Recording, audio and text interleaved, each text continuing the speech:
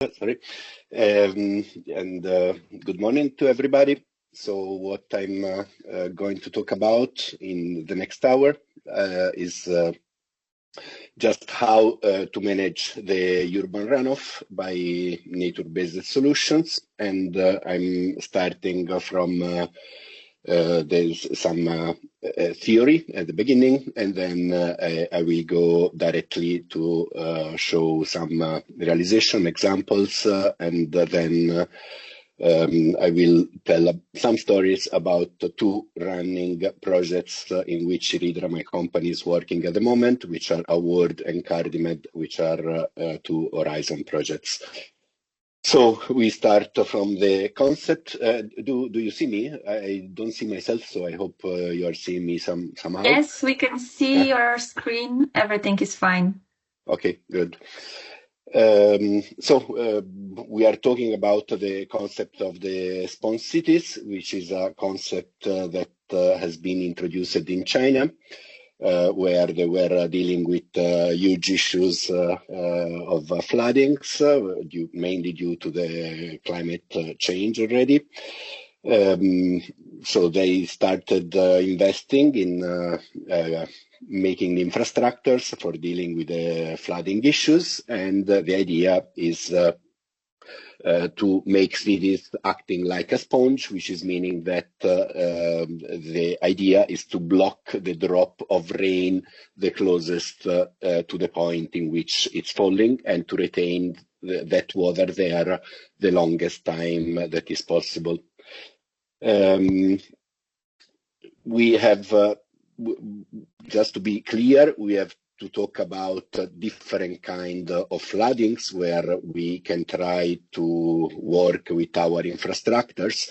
And it's only the stormwater flooding where we can really have a big influence when interacting with the urban structure and realizing urban blue-green infrastructures. But obviously, when we are slowing down the release of water by the mixed sewer systems in the final receiving bodies, like the rivers, we are obviously working also on the riverine flooding, reducing the flooding risk also by river exondation. For the coastal flooding, there are also some interventions that can be operated on the coastal area, but obviously that's much less effective in terms of risk prevention. There are a lot of different schools and approaches, which are almost all of them dealing with the same stuff. They are simply different names which were elaborated mainly in different countries. And so we have the sustainable drainage, sustainable urban drainage systems, the water-sensitive urban design, the low-impact development, and the best management practices. They are all working essentially on the same tools, and it's simply a different way of applying the terminology. So what is changing when we are shifting from a pristine status of a piece of land where we have mainly a lot of permeability of the soil, so when the rainfalls are falling down, we have a lot of infiltration. We have then another very important function, which is the evapotranspiration, which is one of the most relevant ecosystem services provided by a piece of land. And then we have a very reduced superficial runoff, and slow percolation of the water to the final receiving body. That can be the groundwater, and that's another very important ecosystem service, because if you look to the locations where the humanity has developed in the past, is all the times nearby a source of water, and the groundwater is one of the most important and relevant sources.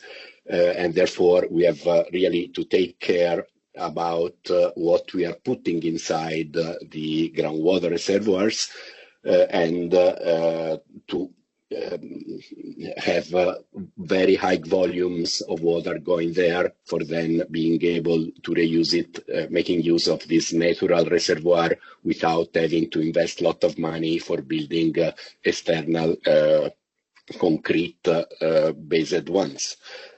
Then when we make concreting, asphalting, and waterproofing the area, obviously we are speeding up a lot this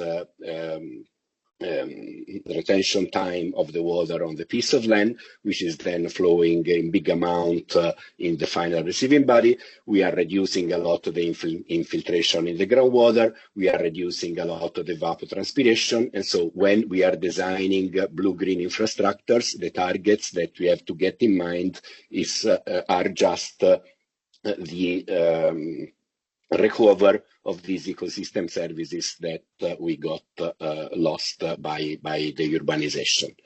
And so what in this graph, sorry for the Italian, we still see that before the urbanization, we had this distribution of the quantity of water in the time during a rainfall event, which is quite spread and elongated in the time. And after the urbanization, the hydraulic peak gets much sharper and it reached the maximum in a shorter time than before. And that's exactly what is going to create the flooding risk. So when we are designing smart cities or trying to retrofit our cities, we just have to think to get back to this kind of hydraulic profile, but we have also to think to other kind of actions, which are exactly what I'm going to show in the next 3 slides. That is the control and the reduction of the pollutants at the very source. And so which kind of pollutants are we harvesting by the rainfalls in the cities? We have really a lot of them, and the most concerning ones, I'm an environmental chemist, so that's exactly the sector which is the more interesting for my skills.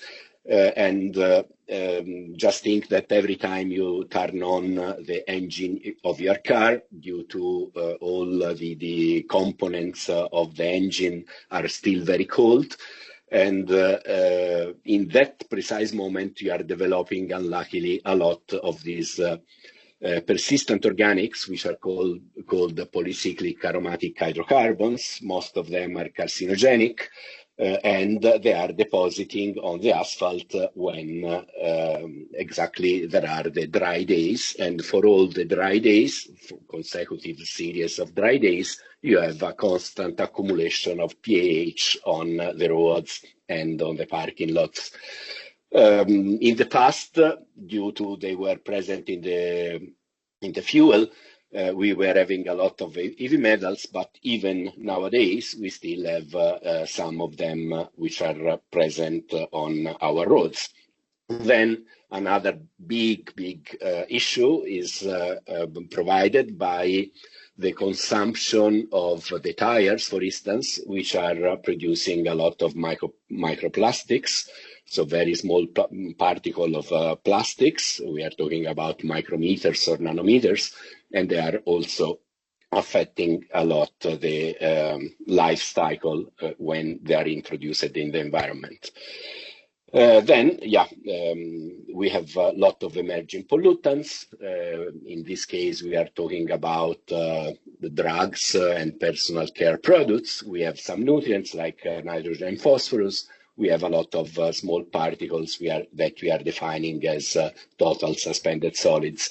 And some of them are then still luckily, but if in uncontrolled way, unluckily, infiltrated in the groundwater. And if we are transferring, for instance, the pathogens or the PAH or the heavy metals in the groundwater, then their degradation time is increasing tenfold or even more. So we are talking about degradation times which are going over 100, 200 years for some of them, while instead, if they are exposed to the atmosphere and to the external agents, biological agents that we have on the surface, their degradation time is still slow, but a bit better, let's say, than if they end up in a very confined and protected environment as it is the groundwater. So that's surely a big issue, that we are polluting our groundwaters by this kind of pollutants which are deposited on the surface during the dry periods. And then some of them instead are just brought to the final receiving body, sometime in a very fast way, by the urban runoff. The sources are exactly the one that I was mentioning. So we have mainly atmospheric deposition for a lot of pollutants. So all the ones which are transported by aerosols and so on are then depositing slowly on the ground and then washed out when it's raining. Street pollution created by vehicles. Some spot pollutions, mainly industrial ones, organic litter, which is maybe not efficiently removed from the streets, and if the organics are starting degrading, then they get in part soluble in the water and then transported in the water itself. And then, as I was saying before, the consumption of tires and every kind of abrasive sources. And then we have background pollution of the urban soils. Maybe that kind of soil was used before by, I don't know, a chemical industry, and then not completely cleaned, and then maybe asphalted and so on. And that pollution is remaining just in the topsoil, and is still releasing for years and years and years if not properly treated before. Then some kind of pollution is even created by the street cleaning, and mainly in the north climate countries by the sodium chloride application for lowering down the freezing point of the water and avoiding the ice formation, the black ice on the streets.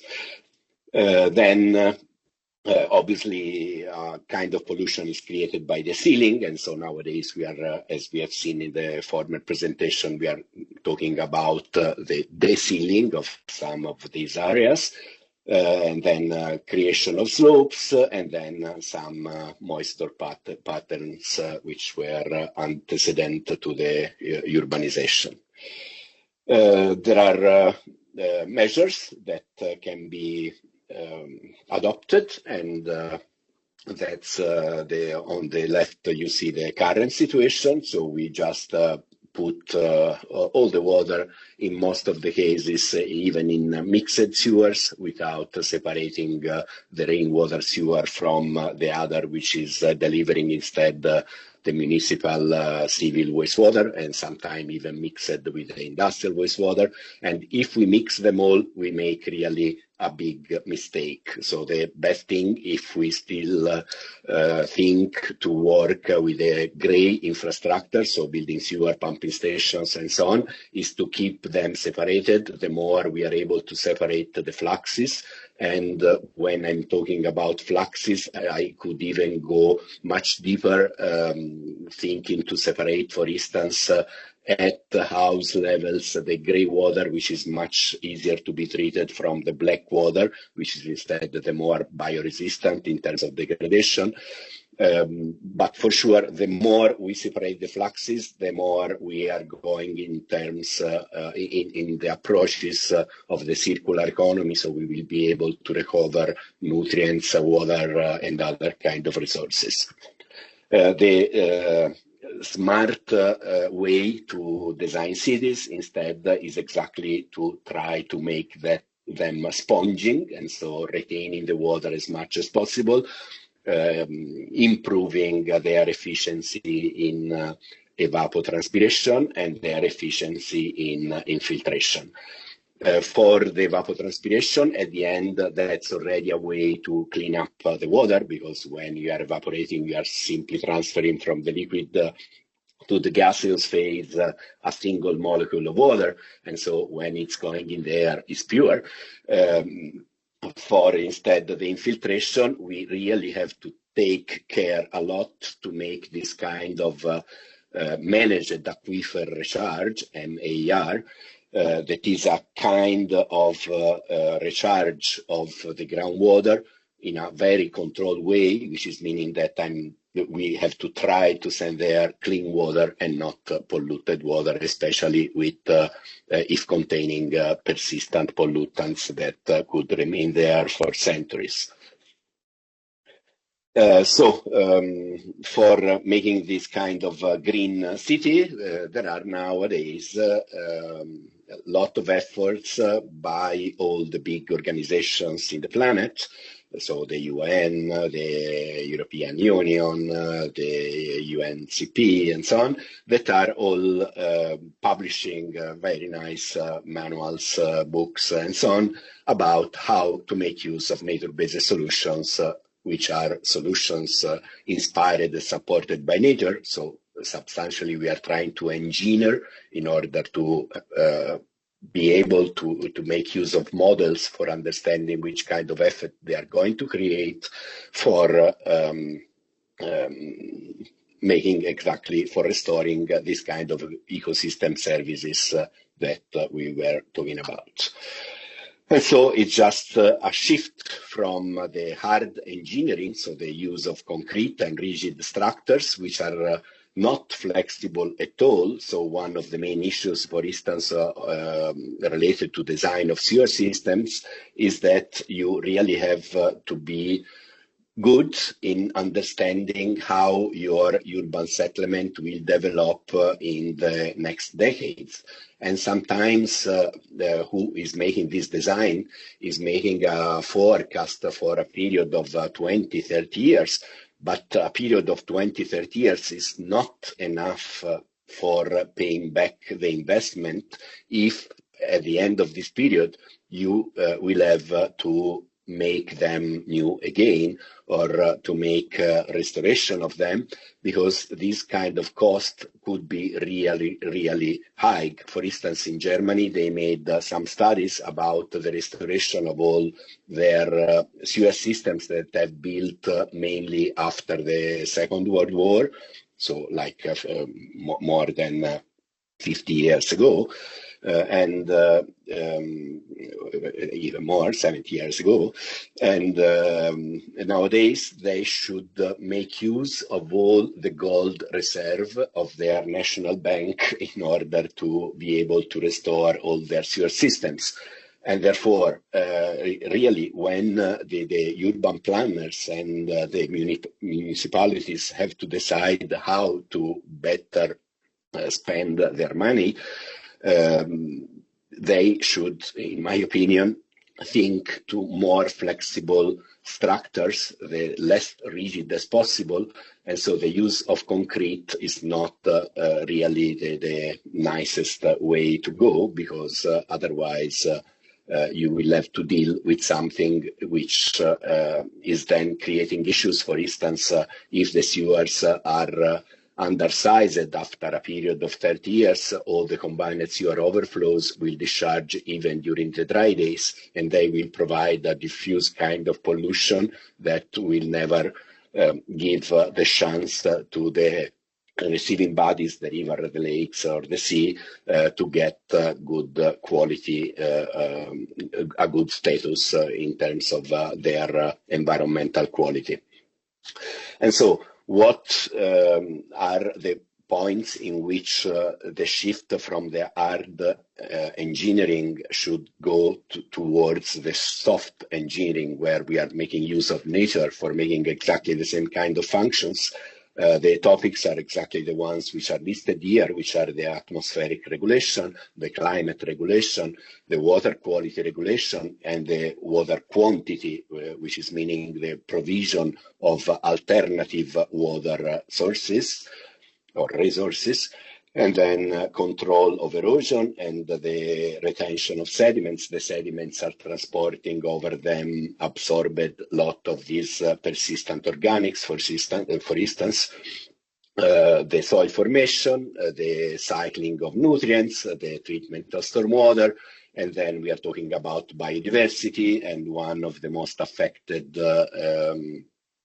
compartments in the biodiversity at the moment are the pollinators. So when we design these urban infrastructures, the main target is to provide new spaces, new spots for the pollinators. And then obviously all the other biodiversity, which is making let's say the biodiversity is interacting a lot with the efficiency in removing and offering degradation pathways for a lot of different molecules and elements. And then we can even think in terms of circular economy, think into these infrastructures for producing biomasses that can then have a value on the market. And so in this way, we are somehow decreasing the cost of maintenance for the long-term maintenance of this kind of systems. And obviously, then we have the fruition, which is the recreation and the environmental education aspects. So all of them are exactly described by the four main pillars of the sustainable urban drainage design, which are exactly the water quantity, the water quality, the biodiversity, and the amenity. And we have to work just trying to stay in, to cross all of them in the most appropriate way. So for doing this, for instance, what we discovered when it's like since '98 that Hydra is existing. At the beginning, we were just chemists, engineers, and biologists. Nowadays, we have enlarged our group a lot, putting in the team some other skills and specializations, because designing nature means to work in multidisciplinary team. It's very difficult for a single professional to have the competencies that are covering all the very complex aspects that are linked to the realization, to the design and the planning of natural systems. Nature is complex, and we need complexity for dealing with it. So we really push the idea that every time we have to work with nature, we need a multidisciplinary team. Nowadays, it's also about 20 years that we are working in the research and development sector, making a lot of projects funded by the AC. And in the next hour, I will, a bit less, I will even talk about two of them which are running at the moment. But I'm starting now just talking about the scales in which we are mainly working, mainly in our country, in Italy, about the implementation of SADs. So we are talking, starting from the street level, and I'm skipping the house level, but that's even quite important. It's a bit more difficult to be implemented because that's let's say the realization at house level is linked to the private investment. So it's like the PPP, the private-public partnership, and we should convince families to invest in ways to reduce the fluxes of water which are ending up in the sewers. There are a lot of different sectors in which we are working at the moment. One, for instance, is the grey water recycling. Grey water is 70% of the amount of water produced in the house. And if a full city could be able to convince all the families to install treatment systems in their houses. That can be green walls hanged to their walls. That could be compact technological systems if there are no spaces or ways to realize green infrastructures and so on.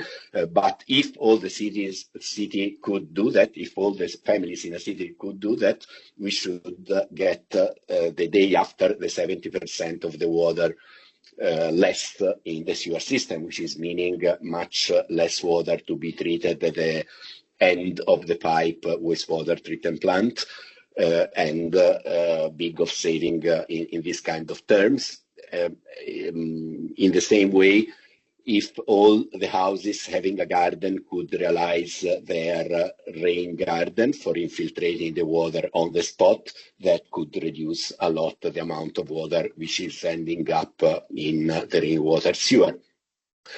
But yeah, for doing this, we need the private investment, and for the moment, we find very, very difficult to convince citizens to invest even a few thousand €, because the payback time for that, due to the political way to define the water tariff and so on, are too slow. I mean, we are talking about 15 to 25 years for having the payback, and that's a timing which is not attracting at all the private investors.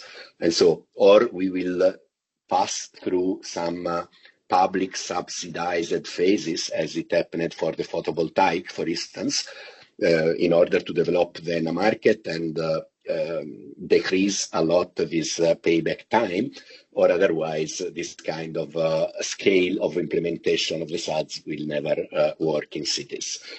Where instead is working quite fine. I mean, at least in the richest regions in Italy, the authorities are starting to invest in this kind of approach in a quite efficient way, is exactly at road and parks scale.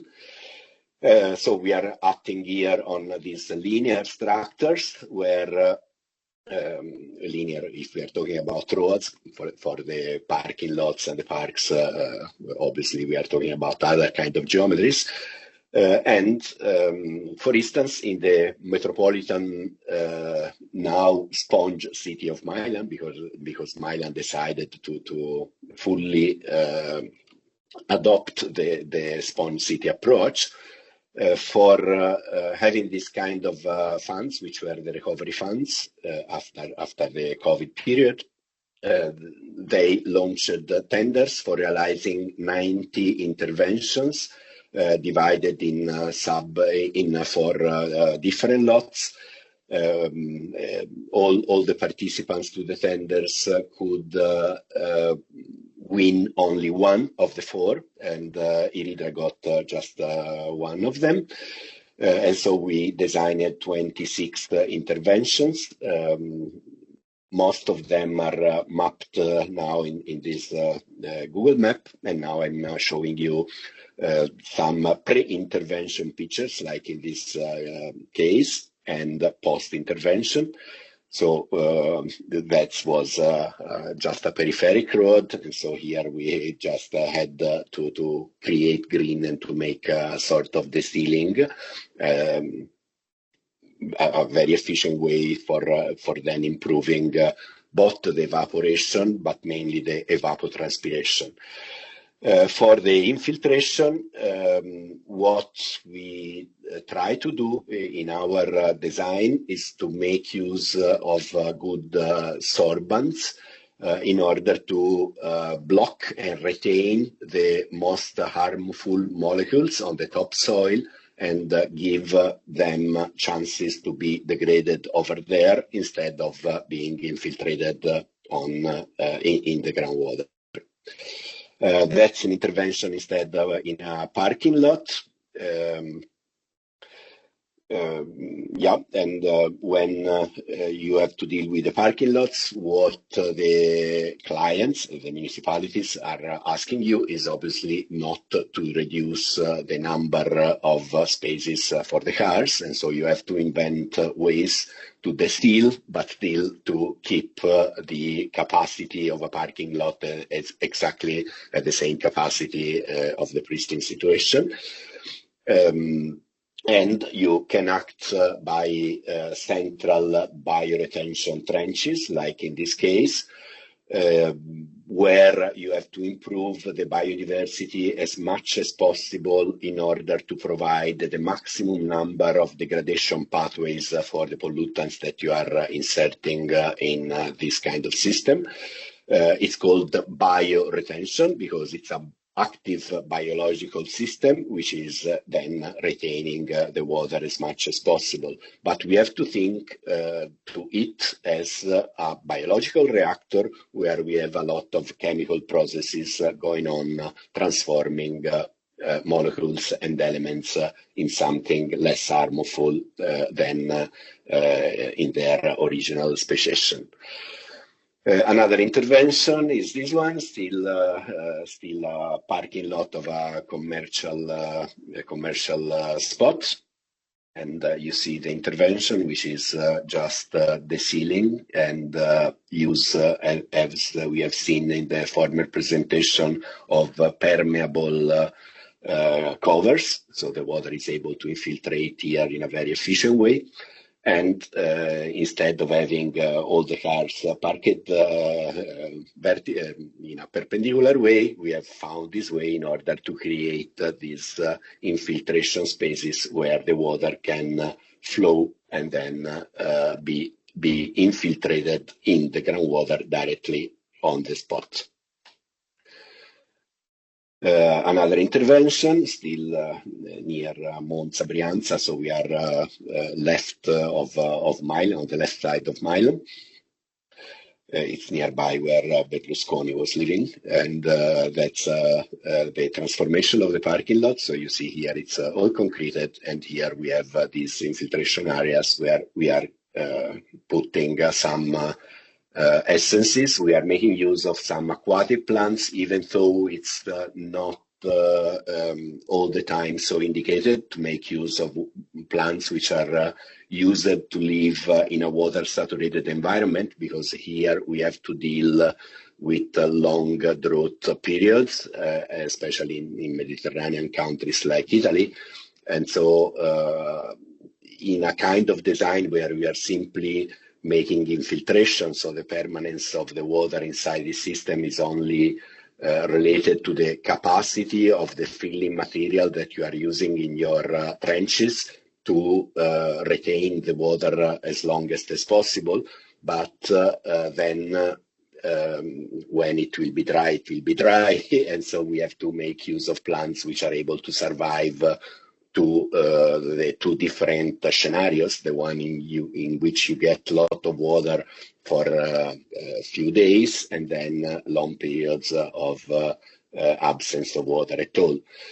In some cases, when we really think to the we want to give a lot of importance to the aesthetic aspects, and so we want to maintain the green vegetation even during long drought periods. Then we, in our operation and management manuals, we are advising or to make installation of emergency dripping lines for making irrigation of the system if there is lack of water. And for doing that, the more circular way to do that is to pump the water from the groundwater where we have infiltrated it before, instead of using obviously good quality water as the aqueduct water, the tap water. In other cases where we have no so high interest in maintaining them green all the time, we are just standing with the idea that you can have them almost dried for a few periods. We are just trying to understand now what can be the limit. I mean, if they are dying and then we have to replant them, that could be a kind of cost that a municipality wouldn't appreciate at all. And so that's one of the things that we are studying at the moment to see they are persistent in the time in a kind of climate where you can have alternation of seasonalities, let's say, so periods in which you have a lot of water and periods, long periods in which you can have very high temperatures going above 35 degrees, a lot of sunlight all the day and so on. So Bovisi Masciago, that's another road where we made some interventions, and you see the interventions here, and on the right instead we got the occasion, obviously, when you are working on an old street, which was mainly not provided by bike lanes and so on. That's the occasion for improving the mobility in the city, taking the occasion for building up the bike lanes, and then those are the infiltration areas. Another concern that has to be kept in mind is that the acceptance of the citizens for this kind of intervention is mainly related to the options they have to park their cars the closest as possible to their houses.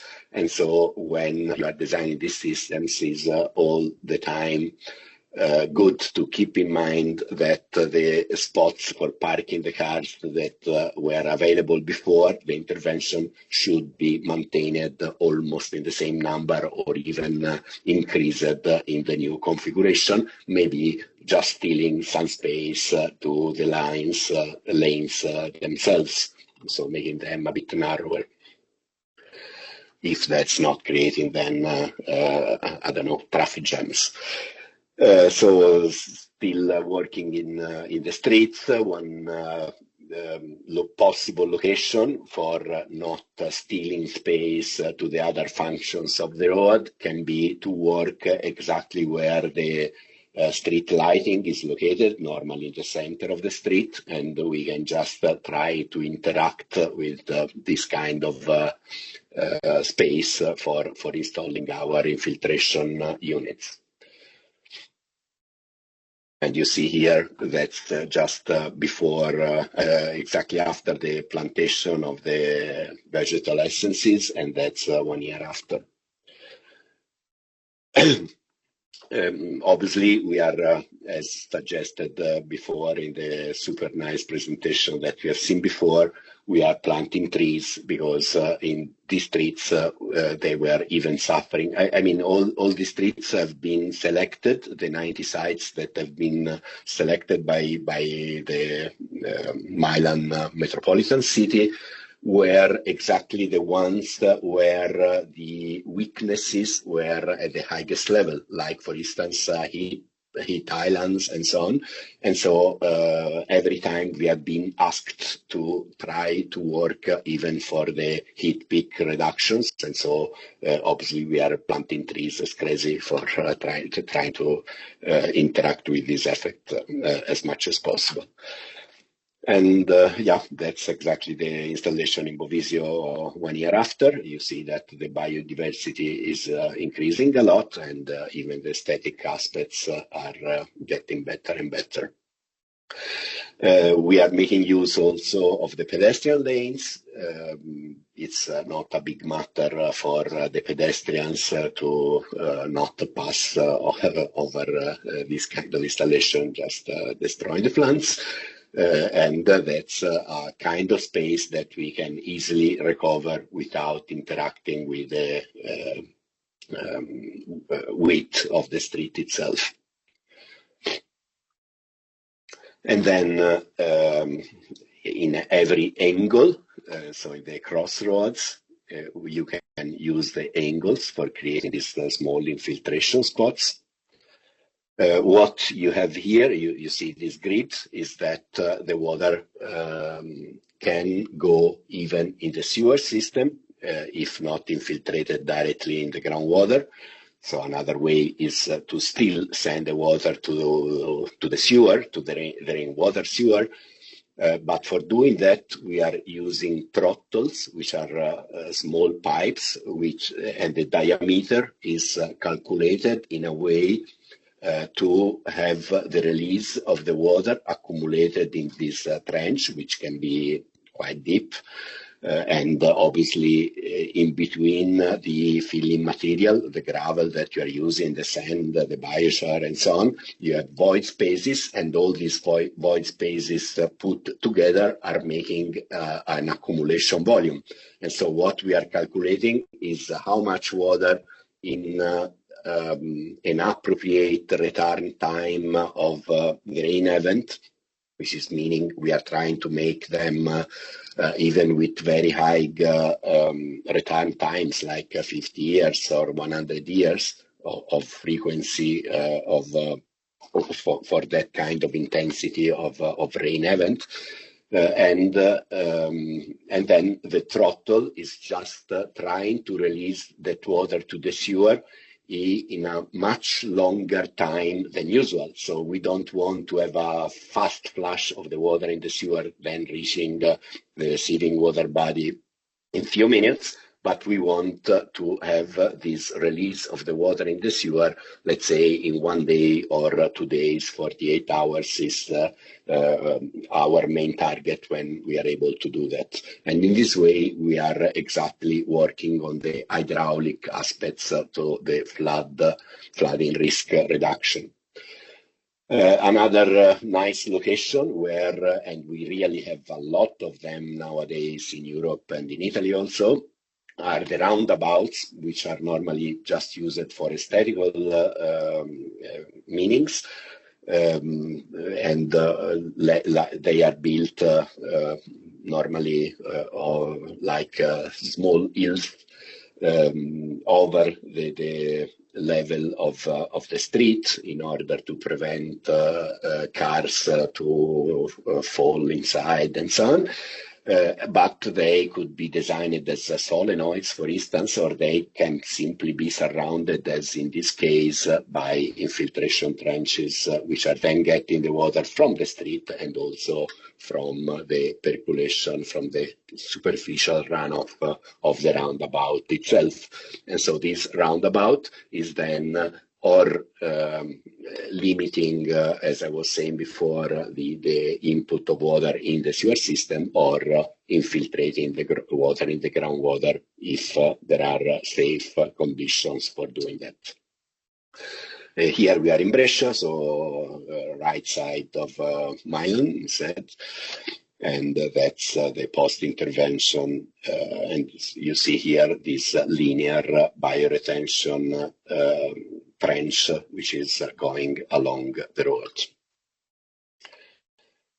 The other scale of intervention is exactly instead parks, and for the parks we can transform, for instance, squares called totally asphalted squares in spaces that are much more nice for the fruition of the citizens, more livable spaces where the quality of life is increasing. But then we are also creating retention, treatment, filtration, and evapotranspiration. And that's an example.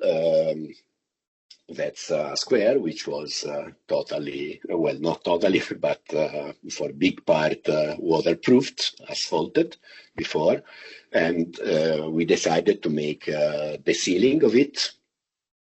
And nowadays, also this surface is now permeable, so the water can infiltrate here. It's all sealed, let's say. There are no more, not a single square meter of the square where the water is not able to infiltrate.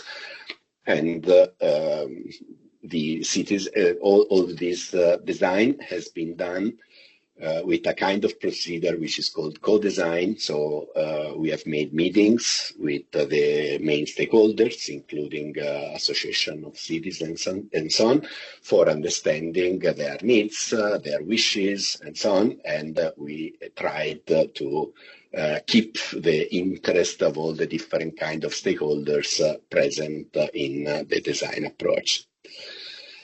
Another example is this one in near Bergamo, and it's also in this case a kind of desealing and infiltration in a specific trench. Here we are near Varese, so back to the left side of Milan. And also here we have a nice infiltration area. Here we have at the end an infiltration pond, which can even act as a storage for water to be then reused during the dry season for landscaping of the surrounding parks. And so that's defined as a dry and wet detention basin, which is just located in the middle of a park. And that's a water plaza instead in Agrate. That was exactly as we have seen in the former presentation, a totally waterproofed square, which was having very high heat peaks during summer, reaching temperatures even over 40, 45 degrees. So kind of environment where even if there was the presence of trees, it was quite difficult to enjoy the space. And it's nowadays transformed in an area which can be totally flooded. So we have to put some panels which are telling to the citizens, get away from here when it's raining a lot, because otherwise you will get your wet feet, let's say.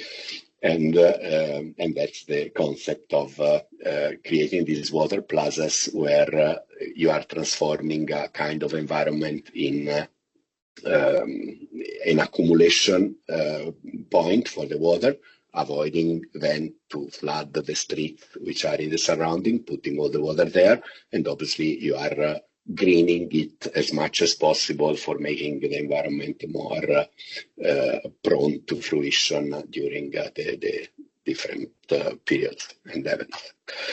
So I'm going now to talk about the two projects in which we are currently working. The first one is exactly located in Milan, and so we are the partners of the projects. The project leader is OYO in France, but we have this group of three partners from Italy, and one is the metropolitan city of Milan.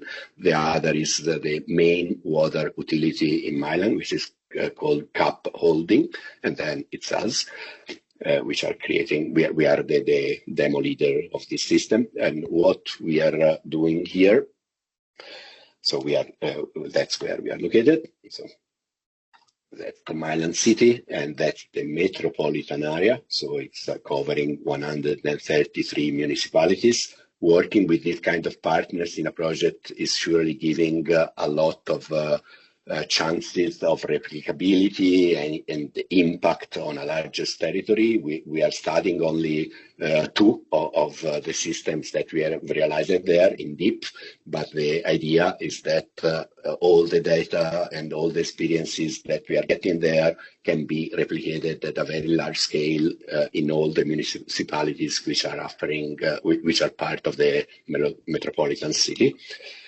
which was the old province. So those are, that's the mapping. There is a very nice website, GIS-based, accessible to everybody, where all the data which will be harvested for the 90 installations will be put in the time. So they are really working in a very nice way over there. And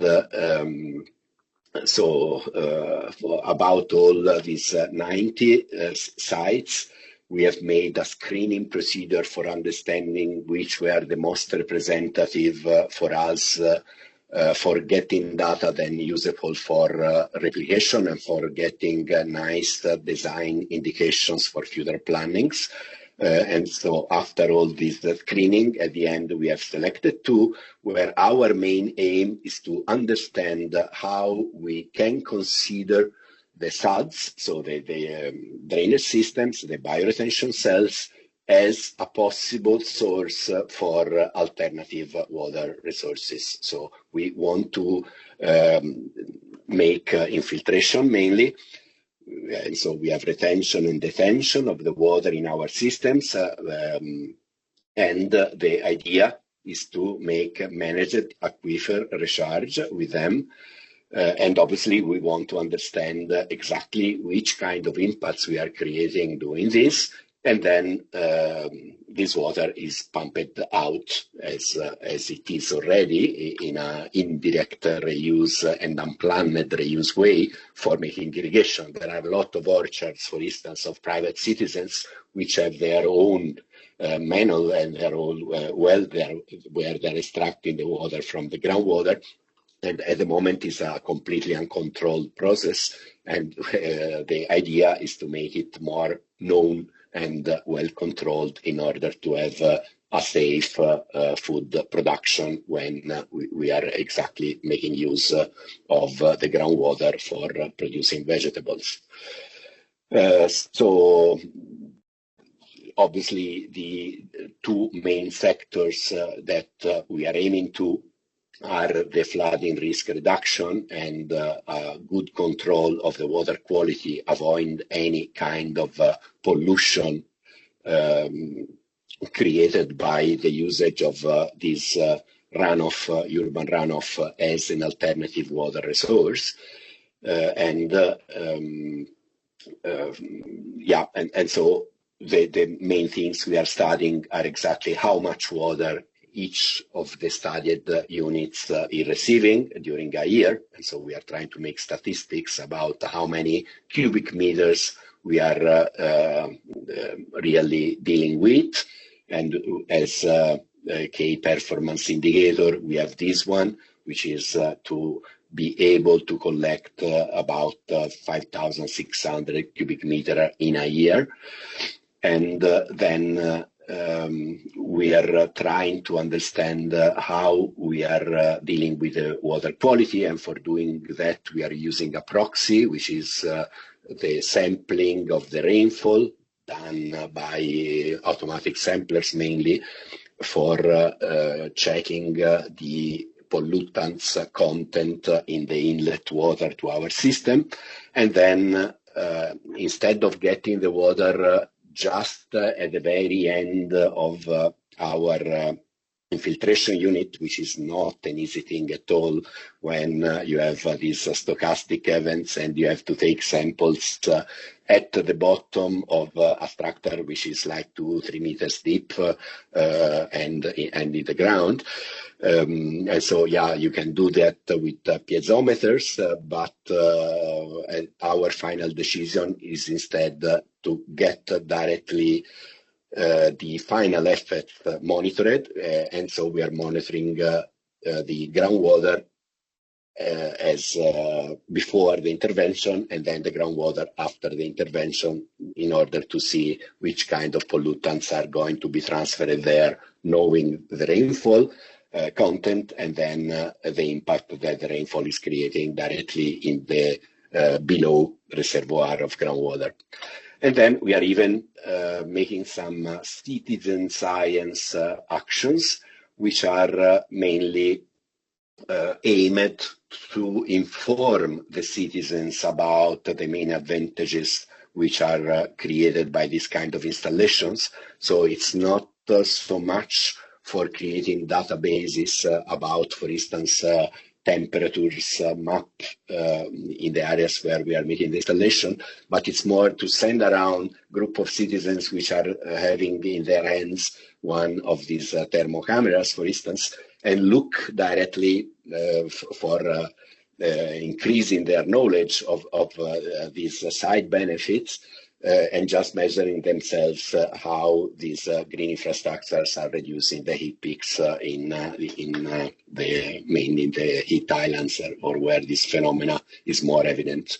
And then still by citizen science, we are even with very low cost approaches trying to monitor the increase of biodiversity, which is meaning plants, status of the plants, and they are making that by surveys or by apps which are on the mobile phones, where they are just checking the pictures and checking the presence of insects, pollinators, and the development of the plants in the time. The involvement of the citizens is something that, for instance, the metropolitan city of Milan officers or decision makers are liking a lot, because that's a direct interaction with their voters, let's say. And that's involving the public at the very deep level, involving everyone in the urban planning and in the development of the urban planning.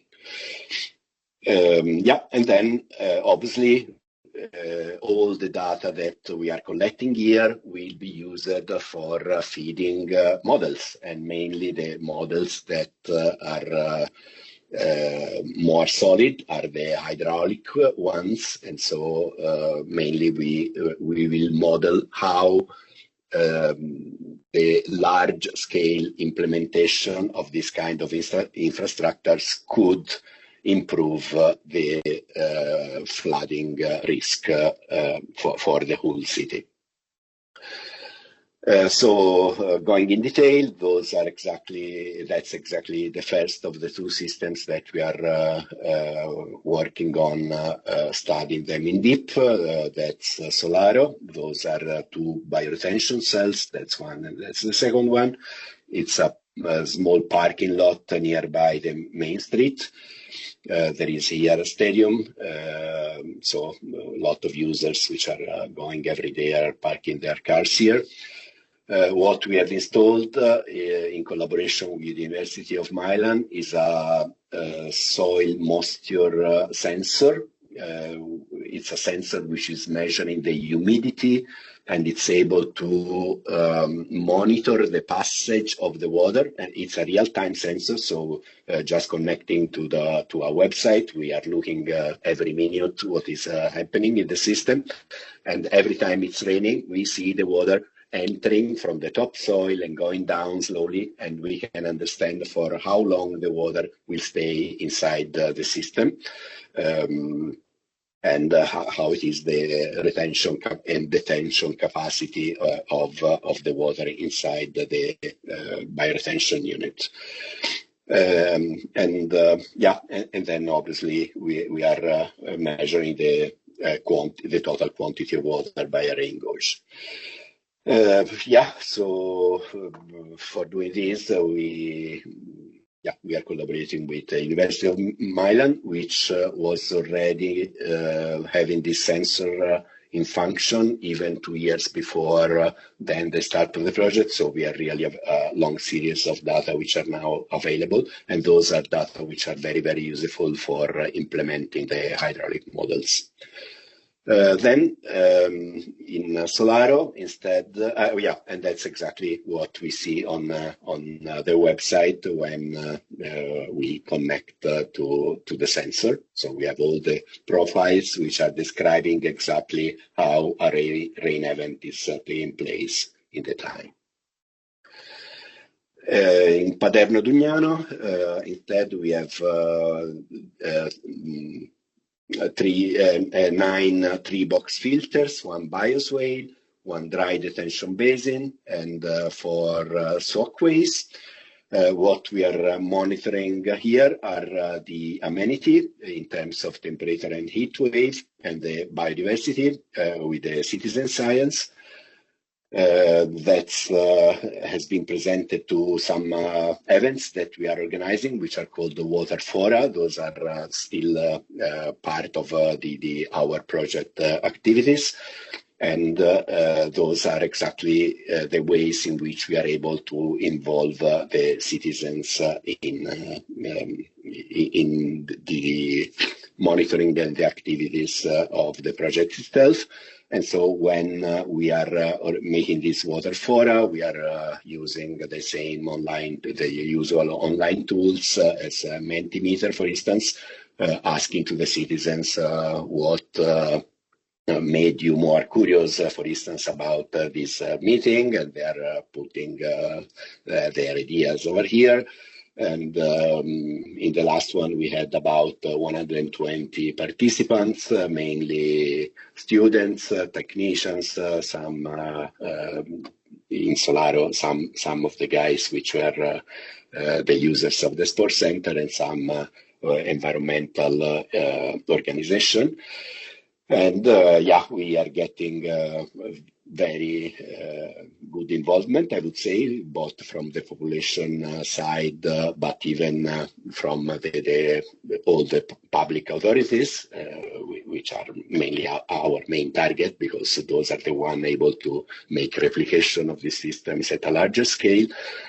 And we are trying to understand what can be perceived as negative aspects in terms of this kind of installation, and mainly the concerns are related to the increased presence of wildlife, for instance, mosquitoes, mice, rats, things like that. And that's obviously, it's all related to how the systems are then maintained. I mean, when we are doing the design, we are trying to avoid stagnant areas of water in order to not have deposition of eggs of mosquitoes and so on. But that's then all depending by how the system will be maintained in the time. And the same we did also in Paderno Dugnano, having almost same number of participants and even the kind of topics that have been highlighted there in terms of citizen perception of the cities has been very, very similar to the ones of the other installation. And that's exactly one example of one of the citizen walks with the thermal camera for watching the different temperature measured in the ground. And that's, for instance, what you see here. Inside here, you have a lot of degrees of difference in comparison to the asphalt during summer months. And that's another example.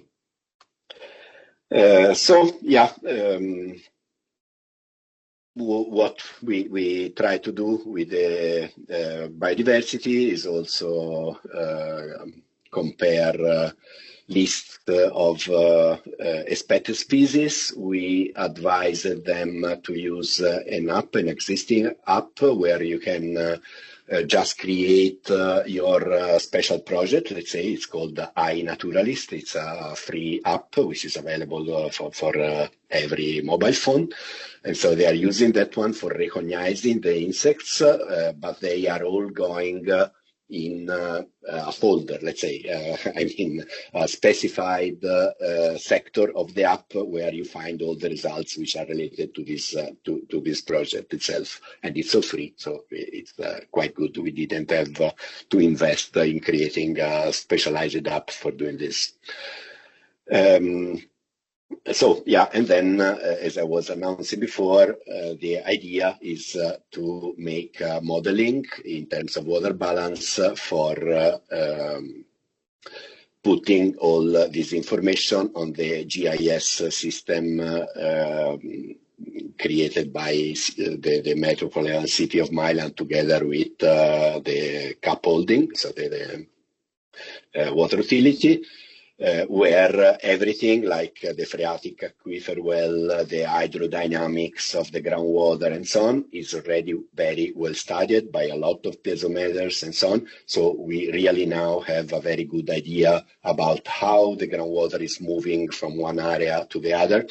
Just consider that on north of here we have the Alps, so there is all the time a very stable flow of the groundwater, which is going from north to south, and everything now is really well monitored and known, and so the hydraulic modeling can be applied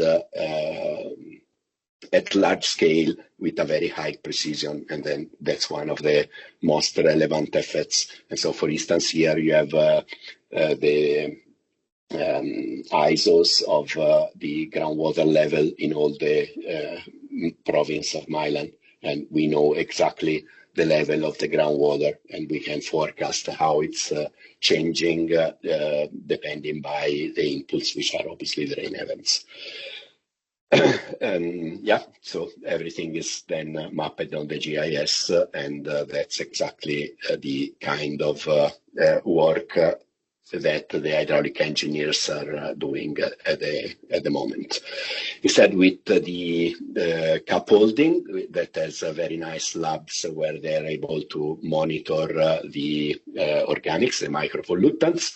We are identifying phreatic aquifer, which are close to the insertion, the infiltration points, let's say, in order to sample the aquifers and to make then the chemical analysis of them for understanding the effects we are creating on the pollution level of the groundwater itself. Just consider that what we hope to observe is just a dilution, having a more controlled way to make the managed aquifer recharge in comparison to the already existing levels of pollution. I mean, in all Italy, we rarely have groundwater which are not polluted. They have been polluted in the 60s, 70s, 80s of the last century, and still those organic pollutants are present almost everywhere in all the country, at least in the urban areas, but sometimes not only in the urban areas, even in the urban sprawl surrounding the big cities, and in some regions even at a more diffuse level.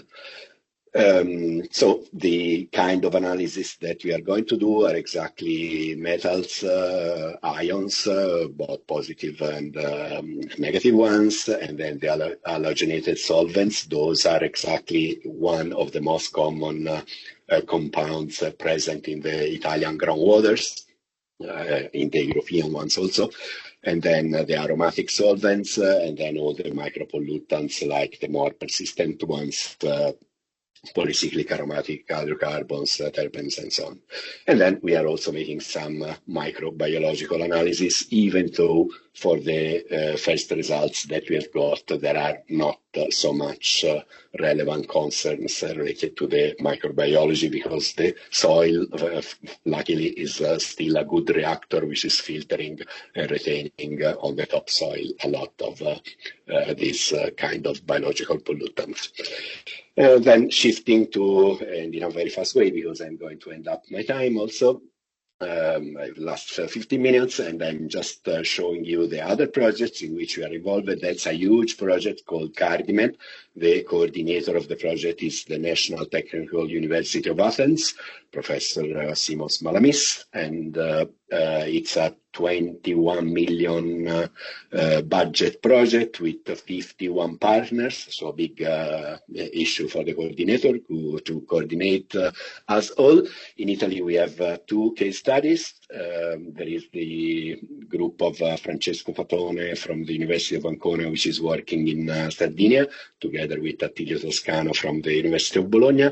And then we have instead University of Catania and another organization called SVIMED. It's a non-lucrative organization located near Ragusa.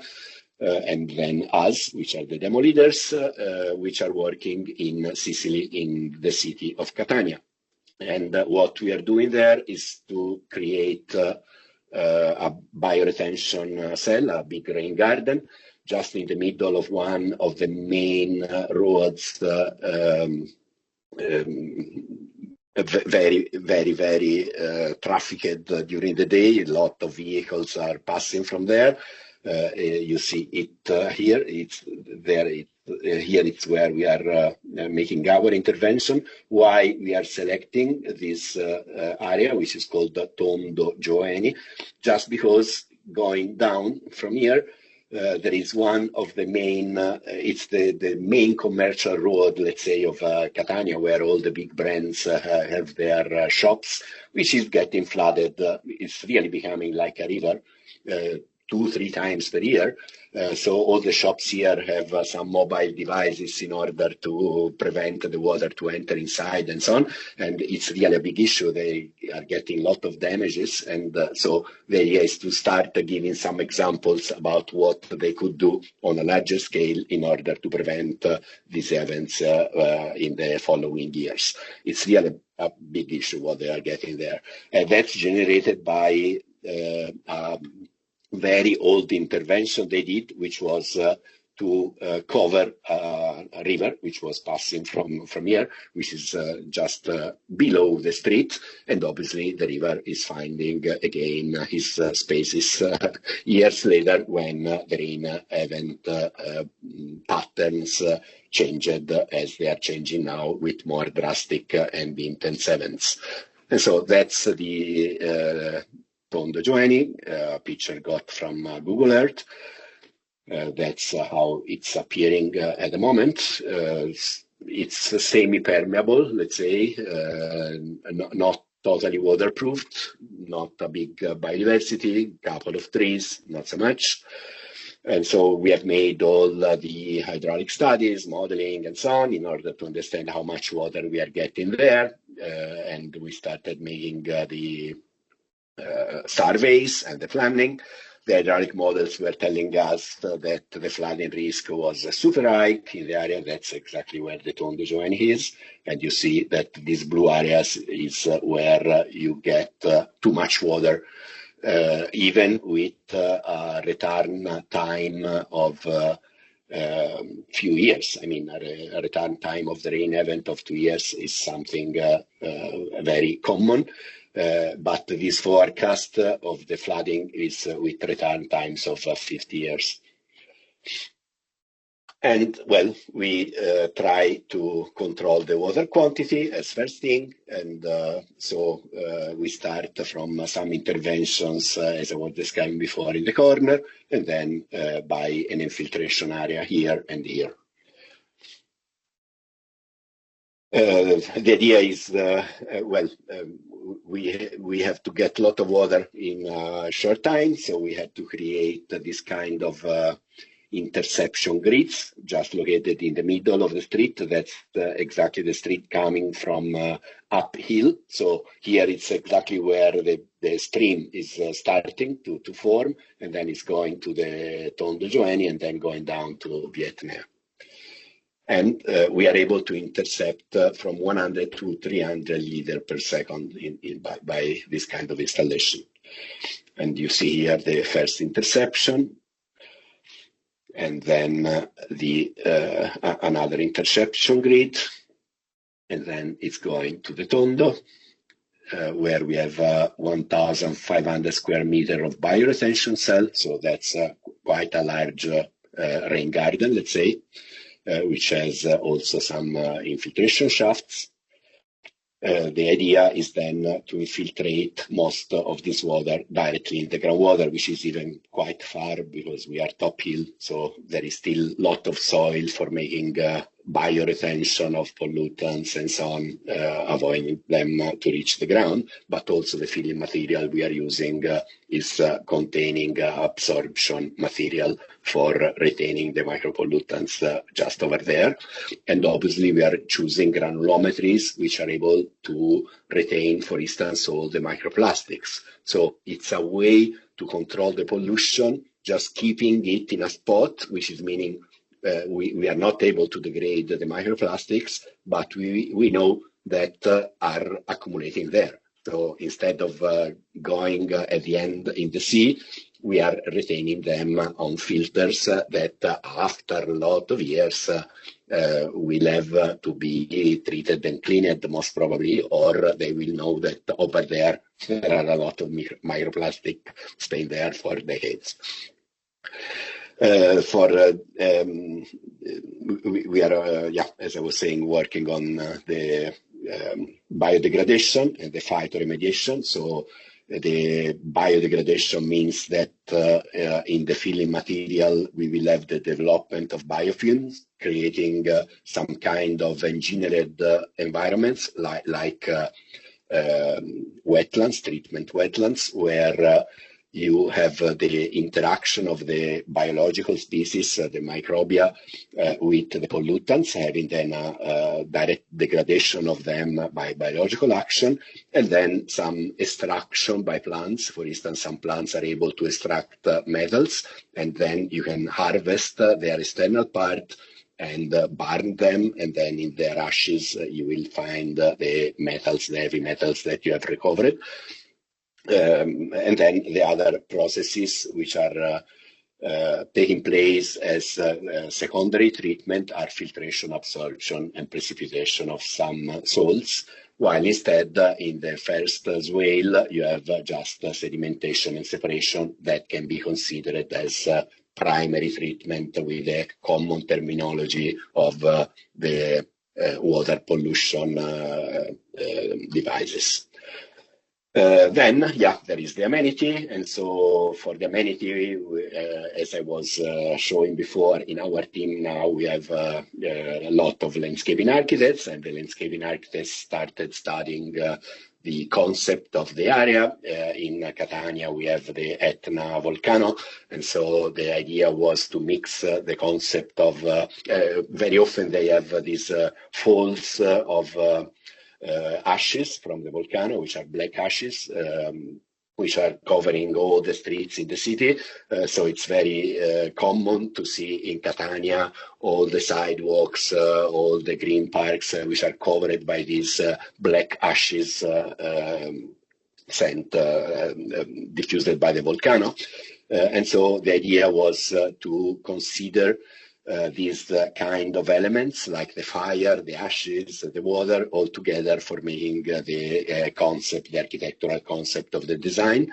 And so, the ideas that the architects developed were this one, the Etnea door, the water and fire, and that was the one then selected by the local stakeholders, even making these co-design meetings.